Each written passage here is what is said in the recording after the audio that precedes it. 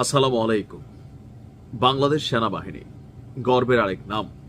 তবে প্রত্যেকটা জায়গার মধ্যেই সামান্য ছোটখাটো ভুল ত্রুটি থাকে, কারণ মানুষ ভুলের ঊর্ধ্বে না। তো সেনাবাহিনী যত মানুষ দ্বারাই পরিচালিত হয় সেখানে ভুল ত্রুটি থাকবে, কিন্তু দুই একজনের ভুল ত্রুটির জন্য পুরো বাহিনীকে, সেনা প্রধানকে বা এই ডিপার্টমেন্টকে নিয়ে গেল এক বছর যা ঘটছে, প্রত্যেকটা সেনা সদস্য শুধু তাদের শৃঙ্খলা পরিপন্থী কাজ হয়ে যাবে। আমার সাথে অনেক সেনা অফিসারের কথাবার্তা হয়, তো আমি যখন জিজ্ঞেস করি যে আপনারা আসলে কেন প্রটেস্ট করছেন না বা আপনাদেরকে নিয়ে এই যে বিভিন্ন ধরনের বক্তব্য দেওয়া হচ্ছে, আসলে সেনা আইনটা খুবই কঠোর। এখানে কেউই চাইলে ফেসবুকে অথবা কোনো গণমাধ্যমে বিবৃতি দিতে পারে না। তবে এই মুহূর্তে যেই সকল অ্যাক্টিভিটিস বিভিন্ন টার্গেটেড ব্যক্তিরা করছেন এবং কি বিভিন্ন দেশের এজেন্টরা করছেন, সেগুলো নিয়ে কিন্তু তাদের মধ্যে ক্ষোভ আছে। আর বিশেষ করে যখন ওই ব্যক্তিরা একটা বক্তব্য মন্তব্য দেওয়ার পরে তাদের বিরুদ্ধে কোনো ব্যবস্থা গ্রহণ করে না সরকার, তো বোঝাই যায় যে এ ব্যাপারে আসলে ব্যাকগ্রাউন্ডে কি চলছে। তো যাই হোক, এই যে একটা ইস্যু, এটা সরকার এবং সেনাবাহিনীর মধ্যে একটা কনফ্লিক্ট 2-1% হলেও মনে মনে আছে। তবে এবার সেনা প্রধান জেনারেল ওয়াকারুজ্জামানের কাছে এক ভিন্ন সহযোগিতা চেয়েছেন আমাদের প্রধান উপদেষ্টা ডক্টর মোহাম্মদ ইউনূস। তবে ডক্টর মোহাম্মদ ইউনূসকে একটা জায়গায় ধন্যবাদ দিতে হয়, সেটা হচ্ছে যে অনেকের কথা শুনে তিনি সেনাবাহিনীতে কোন রকম রদবদল করেন নাই।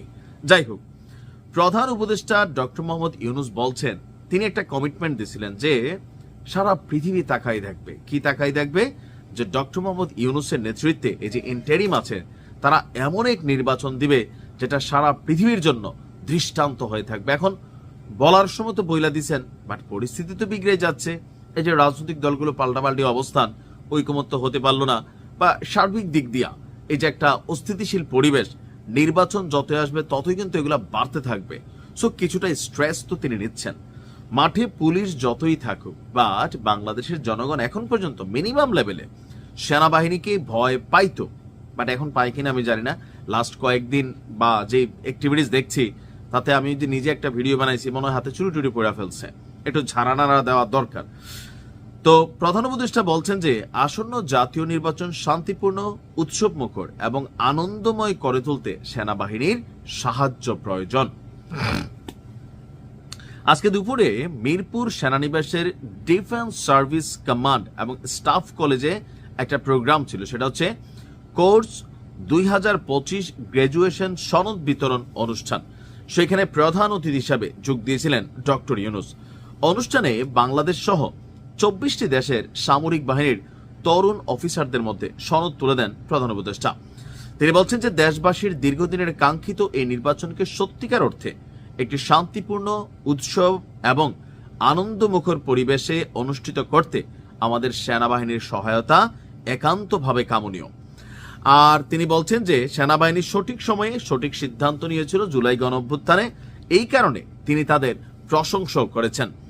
তো মোট কথা হচ্ছে, এখন এই মুহূর্তে নির্বাচনকে সুন্দরভাবে করতে শুধুমাত্র যে সেনাবাহিনী একা বিষয়টা তা না, এখানে যারা রিটার্নিং অফিসার থাকবেন, বিভিন্ন ক্ষেত্রে আইন শৃঙ্খলা বাহিনীর বিভিন্ন মানুষ কাজ করবেন, সরকারি বেসরকারি সর্বোপরি সাধারণ জনগণ সকলের সম্মিলিত এখানে প্রচেষ্টা থাকতে হবে একটা সুষ্ঠু নির্বাচন।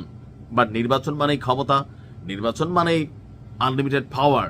সো এটাতে জয়ের জন্য সবাই তাদের জায়গা থেকে সর্বোচ্চ চেষ্টা করবে। কিছু কিছু ক্ষেত্রে হয়তো অনেক কি বলা হয় যে মানে আমরা যা দেখি আর কি, যে ন্যাক্কারজনক ঘটনা ঘটেছে। প্রতি বছর ইলেকশন আসলে অনেক মানুষের জীবন ঝরে যায়। তা আমরা আশা করছি এবার নির্বাচনে তেমন কিছু ঘটবে না।